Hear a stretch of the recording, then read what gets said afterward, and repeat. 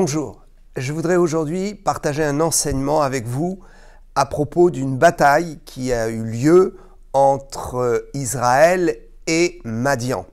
C'était dans une époque assez obscure qui prend tout son sens lorsque nous comprenons que cette période fait référence à une volonté de Dieu et surtout à une orientation prophétique par rapport au dernier temps et au retour du Seigneur.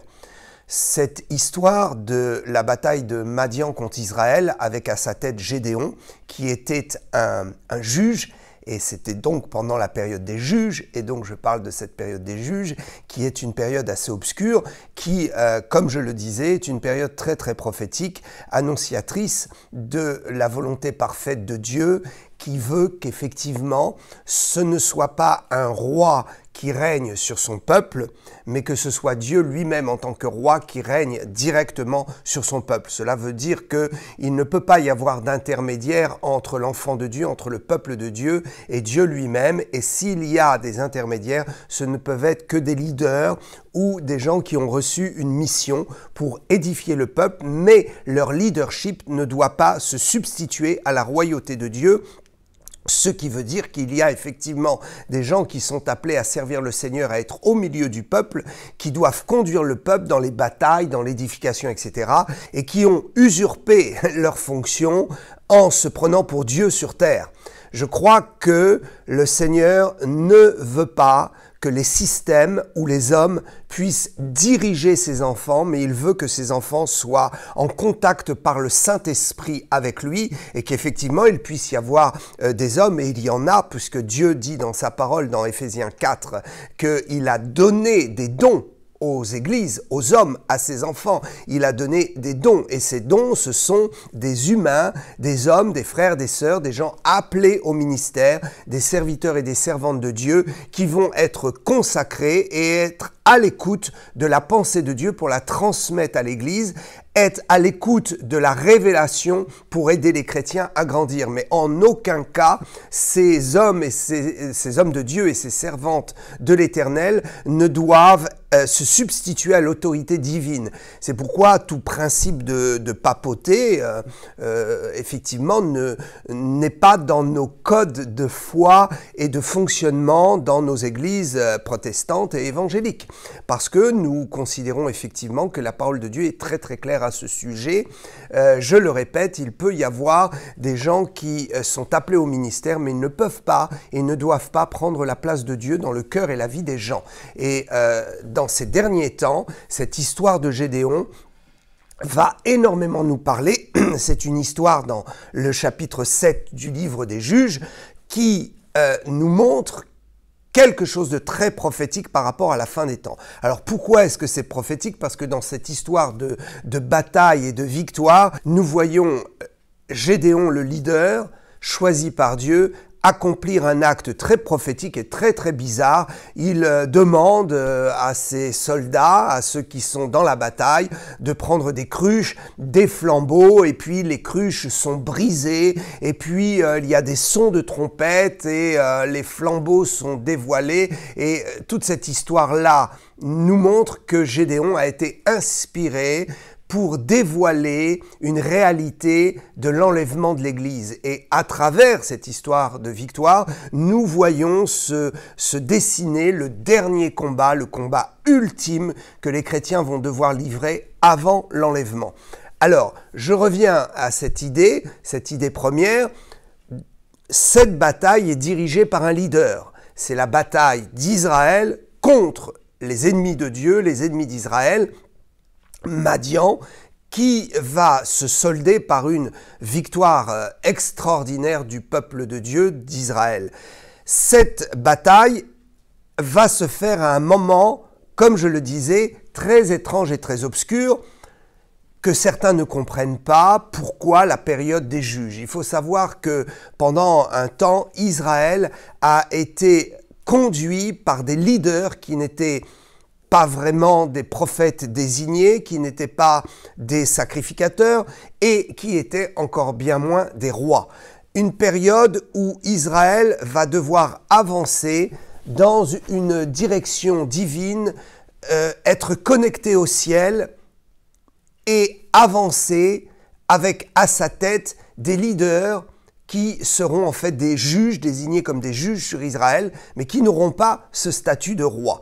Tout cela pour nous montrer que Dieu veut élever des leaders au milieu de son peuple, mais il n'a jamais voulu que ces leaders prennent sa place. Alors, ensuite, effectivement, le peuple de Dieu, le peuple d'Israël réclamera un roi à corps et à cri. Dieu dira « Je vous donnerai un roi, mais un roi selon mon cœur. Comme vous êtes tellement pressant et pressé, eh bien voilà, je vous donne un roi. » C'était Saül qui au départ était bien et a mal fini. Et ensuite, il y a eu un roi qui est venu derrière Saül, c'est David, parce que Dieu a voulu montrer que la véritable royauté existe. Et nous pouvons aussi voir que David n'a pas toujours réussi à bien, surtout dans la fin de sa vie, et David est l'exemple parfait, mais quelque part, dans son exemple en tant que roi humain, il a démontré qu'à un moment donné, effectivement, il y avait une difficulté, il commençait à prendre la place de Dieu.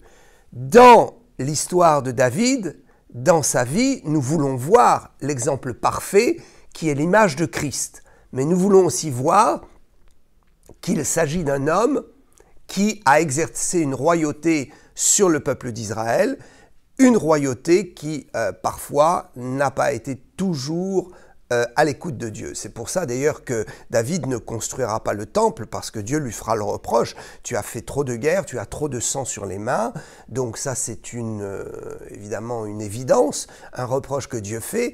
Mais nous voyons aussi se dessiner, se profiler dans l'histoire de David, cette volonté de Dieu de dire j'ai élu un leader, mais le roi, c'est moi, ce n'est pas un homme. Nous avons vu tout au long de l'histoire de l'Église se profiler progressivement ce piège satanique qui a entraîné beaucoup de leaders et beaucoup de mouvements, pour pas dire quasiment tous les mouvements, qui sont nés dans l'esprit, qui sont nés dans le feu du Saint-Esprit et qui ont fini dans la chair. Pratiquement tous les mouvements ont vécu ça. Ils démarrent vraiment, c'est onction, c'est Dieu qui crée un mouvement de réveil, et ce mouvement de réveil s'installe et s'organise autour d'un système, et malheureusement ce système finit par prendre la place de Dieu, par écarter la vie du Saint-Esprit et par amener les chrétiens, le peuple de Dieu, dans une sphère très très religieuse où on écoute plus le pasteur, le leader de l'Église, le ministre de Dieu. On l'écoute plus lui que Dieu, et on ne valide pas ce qu'il dit en questionnant Dieu. Questionnez toujours Dieu, questionnez le Seigneur, questionnez le Saint-Esprit, et si vous entendez quelque chose de la bouche d'un leader, que ce soit pour vous l'écho de ce que le Saint-Esprit vous dit. Donc il faut vérifier, il faut être sensible. Avant l'enlèvement, Dieu va renverser tout cela. Dieu va écarter les systèmes, et Dieu va montrer que des leaders vont se lever, des leaders qui combattront pour l'œuvre de Dieu et qui seront réellement dans cette vision qui consiste à dire « Nous sommes des leaders parce que le Seigneur nous a élus, mais nous ne voulons pas contrôler le peuple de Dieu, contrôler les gens et refaire des systèmes ou faire entrer les gens dans des systèmes qui ont pris la place de Dieu. » Il faut reconnaître aujourd'hui, le protestantisme est ce qu'il est. Il a démarré glorieusement, gloire à Dieu. Nous en avons encore les bénéfices aujourd'hui, puisque la révélation de Luther et Calvin sont encore des révélations qui nous font avancer aujourd'hui. Mais quand on prend l'ensemble du système, on se rend compte que le système des hommes n'est plus dans la vision divine et n'écoute plus Dieu. Alors je suis désolé, je ne veux choquer personne, je ne veux faire de la peine à personne, je ne dénonce pas des hommes, je dénonce des systèmes, et je dénonce prophétiquement, parce que dans ce que je vais expliquer, on va parler de cette bataille de Madian, dans ce que je vais expliquer, ce que je veux faire ressortir, c'est que les hommes ont failli à leur devoir en construisant des systèmes où Dieu n'a plus la parole.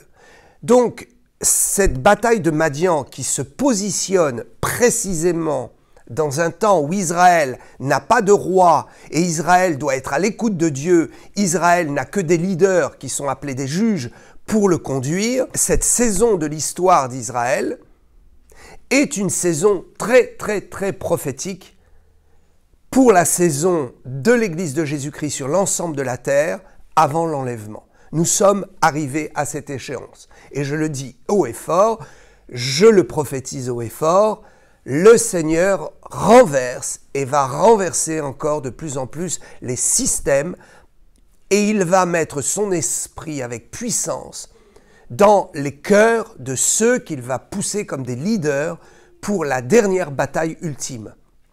Donc nous allons voir surgir des jeunes, des laïcs, des personnes et des chrétiens donc qui ne sont pas forcément ordonnés dans le cursus du système, qui vont être utilisés par Dieu pour remporter les plus grandes victoires spirituelles, les plus grandes victoires de la défense du christianisme et de la liberté de l'homme avant l'enlèvement de l'Église.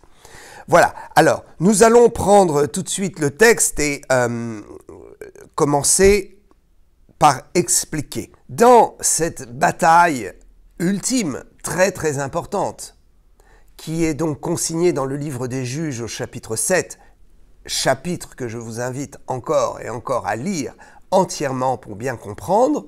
Dans ce chapitre 7, nous voyons la bataille donc d'Israël contre Madian et nous allons voir une première chose très intéressante, impressionnante et fondamentale, c'est que cette bataille va d'abord commencer par un tri au milieu d'Israël. C'est-à-dire que Dieu ne va pas envoyer tout le peuple et tous ceux qui sont capables de se battre dans la bataille, mais il va choisir, Dieu va faire un tri afin que ceux qui sont vraiment courageux, j'ai lâché le mot, courageux vont pouvoir, ceux qui sont vraiment courageux vont pouvoir se battre et remporter la victoire pour l'Éternel, et ils vont remporter la victoire pour ceux qui ne sont pas courageux. Et c'est là l'amour de Dieu, c'est là la grâce de Dieu. Nous voyons le Seigneur intervenir et dire à Gédéon, il faut que tu fasses un tri, et c'est avec ce tri-là que tu vas aller te battre et que je vais te donner la victoire. Et nous voyons à la fin du chapitre, lorsque Gédéon a la victoire et fait fuir l'ennemi et fait descendre un esprit de confusion terrible sur les armées de l'ennemi, à ce moment-là, le reste d'Israël qui n'avait pas été choisi va les rejoindre. Et c'est là où nous voyons l'amour de Dieu dans ces derniers temps. Des leaders vont se lever, des leaders très courageux, qui peut-être vont faire honte à ceux qui ne le sont pas, mais la grâce et l'amour de Dieu, c'est que la bataille qui est remportée et les avancées spirituelles qui sont faites dans ce monde au nom de Jésus-Christ et pour la vérité, pour la lumière, les avancées qui vont être faites par les gens courageux, ces avancées-là vont profiter aux autres. Que Dieu soit loué. C'est pourquoi je voudrais vraiment vous dire à chacun, si vous ne sentez pas le courage, si vous ne pouvez pas aller à la bataille, si vous n'êtes pas dans ce tri que Dieu va faire, au moins encouragez ceux que Dieu va oindre pour cette dernière bataille ultime. Bien sûr, nous sommes tous dans le combat spirituel, bien sûr, mais il y a un combat très fort où Dieu va permettre donc à des leaders, à des chrétiens engagés et à des chrétiens très courageux, il va leur permettre de se battre face à une persécution et une grande apostasie qui arrive. Je voudrais que nous puissions lire dans le texte pour voir le premier tri, parce que c'est sur cela que je voudrais insister dans cet enseignement. Sur le tri, le courage et l'époque dans laquelle Israël se bat avec Madian. Donc l'époque, j'en ai parlé, cette époque très prophétique où Dieu est en train de casser les systèmes et en train d'écarter tous ceux qui ont pris la place de Dieu, bien qu'ils étaient appelés pour être des leaders, des pasteurs, des serviteurs de Dieu, apôtres, évangélistes, etc. Bien qu'ils aient vraiment été appelés, ils ont failli à leur devoir et ils sont devenus des gens sans s'en rendre compte, qui ont pris la place de Dieu et qui font de vraies dictatures dans la vie des chrétiens. Ça s'appelle du sectarisme et ça, nous devons l'écarter, le combattre et ne plus l'accepter. Frères et sœurs, il est temps que vous vous preniez en charge. Ça, c'est vraiment le premier élément prophétique que je voudrais faire ressortir dans le texte de Juges chapitre 7. Deuxième élément que je veux faire ressortir, c'est précisément cette volonté de Dieu de faire un tri parce qu'il y a besoin de faire un tri. Pourquoi est-ce que Dieu a fait un tri? Parce qu'il veut nous montrer que dans ces derniers temps, avant l'enlèvement de l'Église, un tri va se faire. Parce qu'il y a des gens et des chrétiens qui ne sont pas courageux, qui ont été sous la domination des systèmes, qui ont vu à travers les pasteurs Dieu en personne. Ils les ont même mis sur un piédestal, ces pasteurs, au point que le pasteur qui chute, eh bien, ça fait chuter tout le monde. Pourquoi? Parce que si le pasteur a pris la place de Dieu, et si vous voyez le pasteur Dieu lui-même, évidemment, Dieu ne peut pas faire d'erreur. Donc, si le pasteur chute et qu'il fait des erreurs, alors toute votre foi tombe, et puis vous êtes découragé. Donc, il faut revenir à cet état d'esprit. Dieu utilise des hommes et des femmes pour votre édification, pour votre avancée, mais c'est vous qui devez voir votre propre relation avec le Seigneur lui-même. Alors, venons à ce deuxième point. Donc, j'aime bien être très précis. Donc, le premier point est très clair. Deuxième point, le tri. Prenons Juges chapitre 7 et verset 3. Le Seigneur est en train de parler à Gédéon et il va lui demander un premier tri qui va faire que 50% seulement seront retenus. C'est ce que j'appelle le tri de l'épreuve de l'appel. Alors, il y a le premier tri, épreuve de l'appel, et il y aura un deuxième tri que j'appelle épreuve de la vigilance. Premier tri, Juges 7.3. Publie donc ceci aux oreilles du peuple. C'est Dieu qui parle à Gédéon. Aux oreilles du peuple. Il s'agit d'un discours. Il s'agit de convaincre. Il s'agit d'avoir un discours clair, franc et puissant. Et aujourd'hui, Dieu a besoin de leaders qui vont parler franchement, qui vont dire ouvertement les choses et qui ne vont pas avoir peur d'alerter le peuple de Dieu. Nous devons en finir avec toutes ces petites prédications, ces petits sermons politiquement, religieusement corrects qui ne font pas avancer les choses. Nous avons besoin d'entendre des leaders donner une direction. Et en tout cas, pour ma part, c'est ce que je veux faire, c'est ce que je ferai. Je formerai également mes enfants spirituels dans ce sens. D'ailleurs, je salue tous les enfants spirituels qui peuvent écouter cette vidéo et je veux leur dire, écoutez attentivement, ça vous concerne. Voilà, il faut publier aux oreilles du peuple que celui qui est craintif et qui a peur s'en retourne et s'éloigne. Waouh! Frères et sœurs, je crois que si vous avez peur et si vous êtes craintif, nous pouvons renverser cette crainte par notre discours, notre foi, la fougue de nos paroles, loin du Saint-Esprit, mais il est possible aussi que ce discours ne vous convainc pas et que vous continuez à avoir peur. Dieu ne vous condamne pas.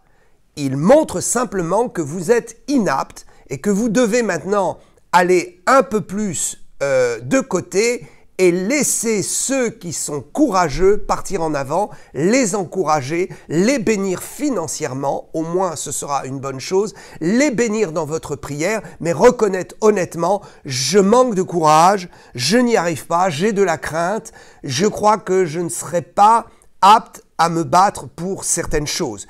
Il y a des noms qui se veulent être des leaders parce qu'ils sont dans des systèmes religieux ici en France, des systèmes religieux chrétiens. Ils sont leaders parce qu'ils ont des postes dans des systèmes, mais ils sont craintifs et ils sont peureux. Nous leur demandons de s'écarter et de laisser la parole à ceux qui ont vraiment du courage. Que celui qui est craintif et qui a peur s'en retourne et s'éloigne de la montagne de Galade.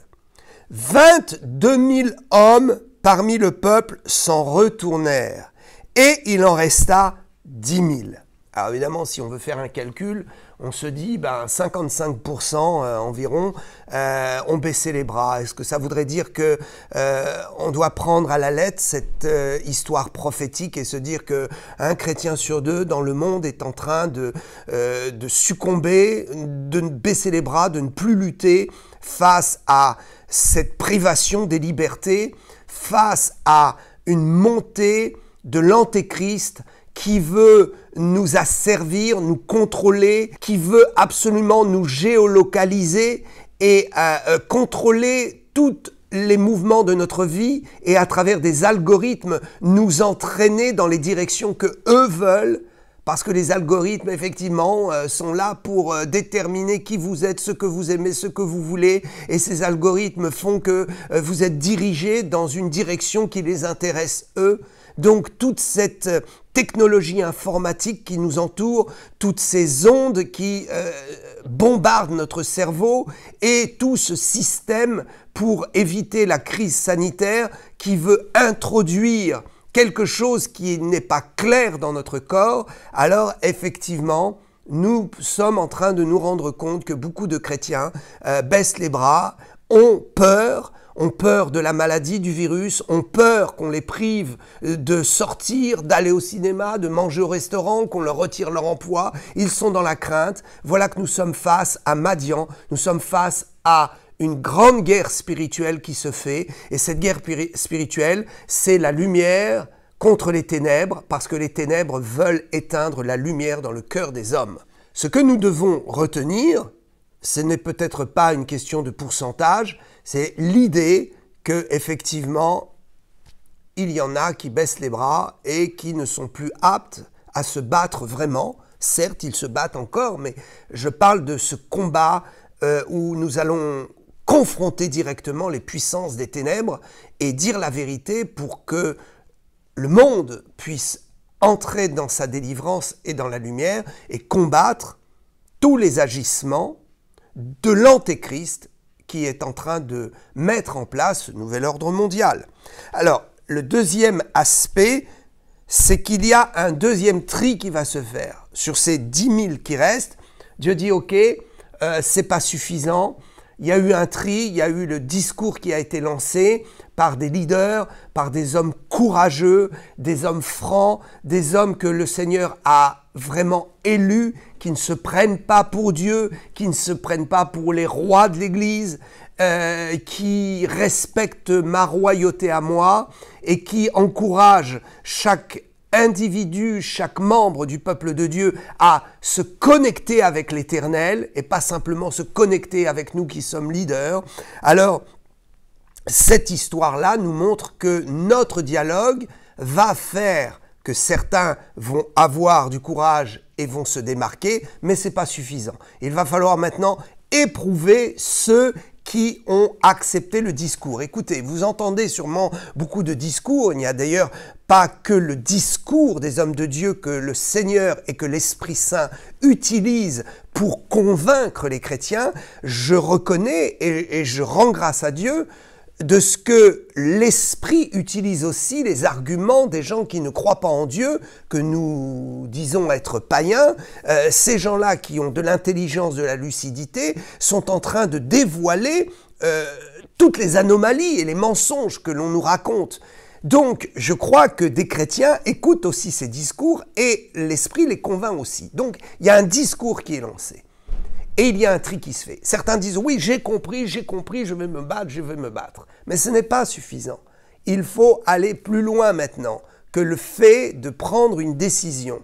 Il va falloir passer dans une épreuve. Et cette épreuve, c'est le deuxième tri, que j'appelle l'épreuve de la vigilance. Dans cette épreuve de la vigilance, eh bien, nous allons voir que seulement un tiers va rester pour la bataille finale.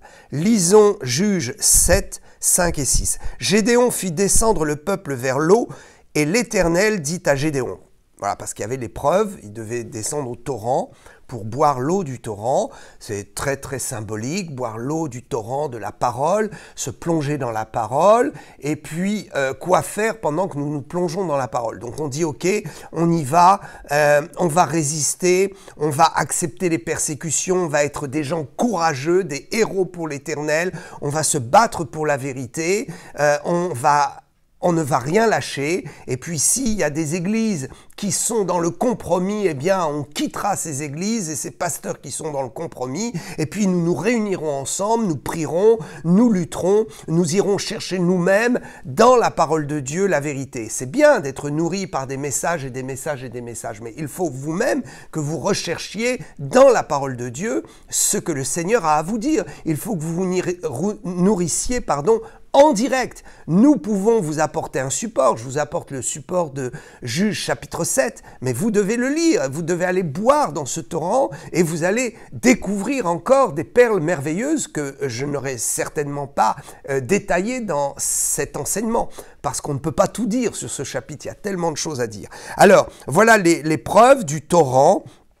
Gédéon fit descendre le peuple vers l'eau, et l'Éternel dit à Gédéon, « Tous ceux qui lapent l'eau avec la langue comme lapent les chiens, une image très dure, tu les sépareras de tous ceux qui se mettront à genoux pour boire. Ceux qui lapent l'eau en la portant à la bouche avec leurs mains furent au nombre de 300. En fait, c'est ceux qui seront retenus. Voilà une épreuve qui nous parle de quelque chose de très spirituel. Il y a ceux qui ne veulent pas voir plus loin, sont religieux, plongent dans la parole et ne veulent pas s'informer de ce qu'il y a autour d'eux. Je crois que le christianisme est réellement, je vais utiliser un mot que je n'aime pas trop, mais je vais l'utiliser dans un contexte, je veux dire, qui n'est pas mauvais.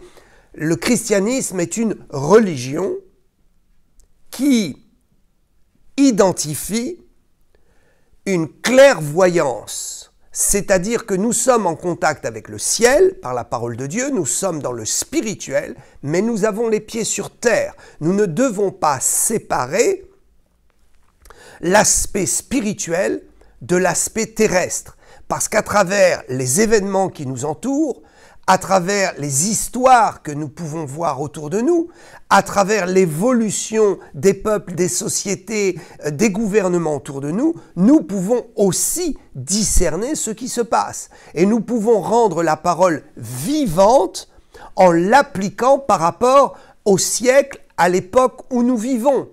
Il faut donc arrêter d'être des supra-spirituels. Il y a les chrétiens qui disent « Oui, ok, j'ai entendu, il faut qu'on se batte, donc on va y aller dans la parole, on va méditer, on va réfléchir. » Et en fait, il ne reste que des gens qui méditent, mais qui ne passent pas à l'action et qui surtout n'observent pas ce qui se passe autour d'eux. Cette épreuve nous parle des véritables guerriers de Dieu, guerriers spirituels, car je le dis, je le répète, il faut le répéter à chaque fois, nous ne nous battons pas avec des armes physiques, nous nous battons avec des armes spirituelles. Il faut se battre avec des armes spirituelles. La prière et la parole, ce sont les armes spirituelles très efficaces. La foi, etc., vous connaissez tous l'équipement du chrétien, hein, le casque du salut, les sandales de zèle de l'évangile, ceinture de vérité, épée, etc. Bien. Donc nous nous battons en véritables guerriers pour Dieu avec des armes spirituelles. Mais nous nous battons.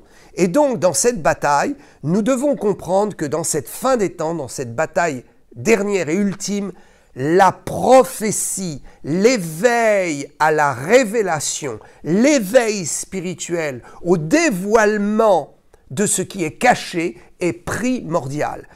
Nous voulons et nous devons retenir de cette deuxième épreuve où il n'en reste que 300, cet appel de Dieu à plonger dans la parole, mais être très éveillé sur ce qui se passe autour. Autrement dit, la parole doit devenir un élément qui est une lumière qui éclaire prophétiquement les événements. C'est pourquoi de plus en plus, je prends la parole pour annoncer prophétiquement des choses et j'essaie toujours de réunir l'aspect prophétique que nous annonçons par rapport à des textes bibliques, à des histoires bibliques qui sont des histoires prophétiques. Donc cette histoire-là, Juge chapitre 7, est une histoire qui nous parle de la dernière bataille, la bataille ultime avant l'enlèvement de l'Église. Alors je crois qu'effectivement, tous les chrétiens se battront, mais je crois qu'il va y avoir une élite, et c'est cela qu'il faut bien comprendre. Une élite de chrétiens qui vont passer par le tri des épreuves et qui vont, en finalité, remporter le prix de cette victoire parce qu'ils auront été des guerriers selon le cœur de Dieu, selon l'appel de Dieu pour cette dernière bataille. Ils auront été des guerriers qui marcheront dans le prophétique. Donc nous avons ici deux personnes. Nous avons la personne qui va se pencher et boire à même le sol, donc en se mettant par terre et en buvant l'eau avec la langue, comme ça, sans regarder autour de lui. Et puis il y a l'autre catégorie, c'est ce guerrier qui va donc s'accroupir et qui va prendre effectivement l'eau du torrent et la mettre à la bouche, la laper avec la langue comme les autres, de façon à voir ce qui se passe autour. Et cela, c'est un élément très très important dans ce combat prophétique de Madian. Il faut que votre vie spirituelle et votre relation avec Dieu soit une relation de visionnaire. Ce ne sont pas simplement les prophètes qui doivent annoncer les choses, mais vous-même, vous devez recevoir la vision prophétique, avoir l'écho dans votre cœur et dans votre esprit de ce que les prophètes expliquent. Il faut que vous-même, vous puissiez voir, comprendre et avoir une révélation spirituelle de la situation dans laquelle nous sommes. Observez autour de vous. Pourquoi beaucoup de chrétiens ont peur? Parce qu'ils n'observent pas. Et ils ne veulent pas croire que c'est la fin. Ils croient simplement que c'est un mauvais moment à passer. Mais mes frères et sœurs, non. C'est le combat ultime. La fin est programmée. Nous sommes entrés dans la fin. Ça y est, c'est fait. Il n'y aura pas de retour en arrière, je vous le dis. Pourquoi voulez-vous encore sauver quelques années de la vie alors que Dieu vous demande de sauver votre vie pour l'éternité? Ayez confiance et battez-vous. Donc, il faut avoir cette vue, il faut savoir ce qui se passe autour de nous. Il faut être lucide. C'est ce que ce deuxième tri va nous apprendre. Ce deuxième tri nous parle de la prière intelligente, de la méditation de la parole intelligente, qui ne se borne pas à une théologie spirituelle qui fait du bien à l'intelligence, mais nous voyons ici dans le texte que lire la parole de Dieu, s'abreuver de la parole, consiste à une mise en pratique et un éveil du monde dans lequel nous sommes. La bataille se fit pendant la nuit. Et cela, c'est un élément supplémentaire dans l'ensemble du chapitre et de l'histoire de cette bataille qui nous montre qu'il est question ici de quelque chose qui concerne la fin des temps, puisque nous sommes entrés dans la nuit. Nous sommes entrés pleinement dans la nuit de l'humanité, et n'oubliez pas que c'est au milieu de la nuit, pendant la nuit, que l'époux va venir chercher l'épouse, que nous allons être enlevés. Donc, je voudrais ici préciser que la nuit de l'enlèvement de l'Église, avec la parabole des 10 vierges, ne concerne pas la moitié des tribulations, comme certains peuvent le penser, mais concerne la nuit des temps, l'aboutissement de la nuit des temps, avant d'entrer dans la partie qui sera la nuit de la condamnation des nations. Alors, Juge chapitre 7, verset 9, l'Éternel dit à Gédéon, « Pendant la nuit, lève-toi, descends au camp, car je l'ai livré entre tes mains. » Autrement dit, il faut passer à l'action. Je veux, avant de passer au troisième aspect, apporter une précision très importante dans ce deuxième aspect, parce que vous l'aurez remarqué dans cet enseignement, le premier aspect est important, mais le deuxième aspect est vraiment beaucoup plus important. Le troisième, lui, est secondaire. Mais je vais en parler aussi, ce troisième aspect, qui consiste à dire tout le peuple de Dieu, finalement, va rentrer dans la bataille quand les chrétiens vont voir que c'est gagné, eh bien, ils vont se donner complètement au Seigneur. Donc, pour préciser quelque chose d'intéressant sur la prophétie dans ce deuxième aspect ou ce deuxième volet qui sera l'explication, en tout cas de mon enseignement par rapport à cette bataille contre Madian, c'est qu'il faut lire le verset 13 et 14. Dans ce verset 13 et 14, nous voyons que Dieu va dire à Gédéon, pars au milieu de la nuit, donc il devait être à peu près 11h, 11h30, Dieu dit à Gédéon, pars, approche-toi du camp de l'ennemi et écoute. Donc Gédéon y va et il écoute. Et là, il entend deux soldats de l'armée adverse qui discutent et un dit « j'ai eu un songe, voilà ce qui s'est passé » et l'autre lui dit « ah mais c'est effrayant, ça veut dire que Dieu va donner la victoire à Gédéon ». Lisons ces deux versets, cela me semble très important parce qu'à travers ces deux versets, nous allons comprendre que même l'ennemi est alerté de notre victoire. Donc il ne faut vraiment pas avoir peur, il faut être des courageux. Lisons cela. Gédéon arriva, et voici un homme racontait à son camarade un songe. Il disait, j'ai eu un songe, et voici un gâteau de pain d'orge roulé dans le camp de Madian. Il est venu heurter jusqu'à la tente, et elle est tombée.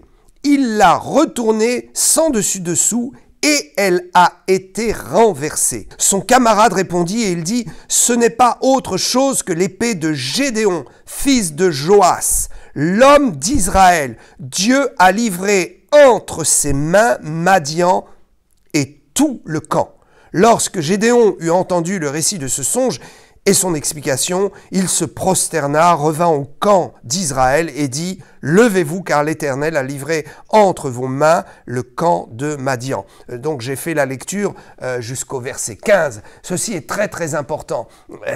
Dieu est en train de nous dire que dans cette fin des temps et dans les semaines, les mois et les quelques années qui nous restent, nous allons constater que le camp de l'ennemi, les antéchrists, ceux qui sont contre l'Église, contre Dieu, contre toute forme de lumière, vont être prévenus que Dieu nous donne la victoire, que Dieu nous donne une victoire totale et cela va les faire trembler.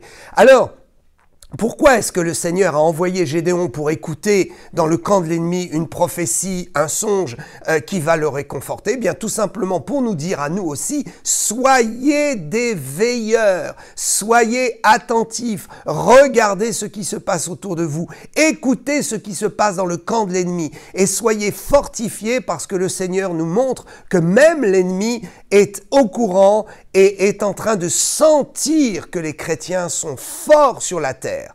Je pense même que ceux qui sont les élites de ce nouvel ordre mondial n'ont qu'un seul désir. Ils voudraient voir les chrétiens partir le plus vite de la terre parce qu'ils savent que les chrétiens sont puissants et que nos paroles, nos actions, nos prières sont en train de freiner, de ralentir terriblement et d'encombrer le plan satanique, le plan de l'Antéchrist. Frères et sœurs, vous êtes forts. Il faut le savoir, il faut le croire. Ouvrez les yeux, écoutez, je le dis aux leaders, à ceux qui sont dans le prophétique. Regardez, Dieu va vous montrer que même dans le camp de l'ennemi, il y a la vérité vous concernant et nous concernant le peuple de Dieu, cette vérité d'une grande victoire qui est annoncée, qui est proclamée. Alors, je voudrais terminer avec la fin de cette explication. La fin de cette explication est claire. Juge 7, 20. Les trois corps sonnèrent parce que Gédéon a séparé en trois camps, trois corps d'élite. c'est 300 de Gédéon. Donc ça nous parle très fort. Alors ces 3 séparations de groupes, ces 3 groupes, on pourrait comprendre prophétiquement ce qu'il en est. On a peu d'indices, très peu d'indices, mais je crois que la révélation, en tout cas, je laisse les prophètes donner la révélation. Pour ma part, je vois peut-être le camp des serviteurs et des servantes de Dieu qui sont restés très fidèles, très éclairés, qui sont dans le prophétique et qui sont très courageux et qui se battent. Et puis je vois aussi peut-être tout un groupe des jeunes que Dieu est en train de lever. Mon Seigneur, c'est merveilleux au travers toute la planète, et en France on commence à le voir. Dieu lève des jeunes, et peut-être c'est un autre groupe, une stratégie de l'Éternel. Il faut prendre soin de ces jeunes qui sont pleins de feu et qui sont très très très courageux. Je le répète, cette bataille contre Madian doit laisser dans notre esprit cette parole de l'Éternel qui dit qu'il veut des gens courageux. C'est la parole que je vous donne, c'est la parole que nous comprenons dans le texte, mais c'est la parole que je vous donne. Dieu dit « je veux des gens courageux ». Ça, c'est la parole prophétique pour nos jours. Alors, il y a ces jeunes, et puis le troisième groupe, peut-être ce sont le reste des chrétiens laïcs qui vont aussi entrer dans la bataille. Donc, il fait 3 groupes. Et on voit ces 3 groupes qui sonnent de la trompette. Donc je lis au verset 20. « Les 3 corps sonnèrent de la trompette et brisèrent les cruches. Ils saisirent de la main gauche les flambeaux et de la main droite les trompettes pour sonner. Et ils s'écrièrent « Épée pour l'Éternel et pour Gédéon ». Quelle chose extraordinaire. Je crois que ceux qui sont dans le prophétique vont pouvoir décortiquer un peu ce verset et avoir quelques révélations par rapport à juste ce verset 20 qui nous parle de sonner la trompette. Alors évidemment, il y a 1 Thessaloniciens 4,16 qui nous parle du son de la trompette avant l'enlèvement. Il y a les cruches qui sont brisées. Ça peut aussi nous parler du corps qui est brisé pour la résurrection. Donc ça nous parle de cette résurrection et de la fin de notre corps qui est brisé pour laisser l'esprit s'échapper. Et puis il y a les flambeaux de la victoire.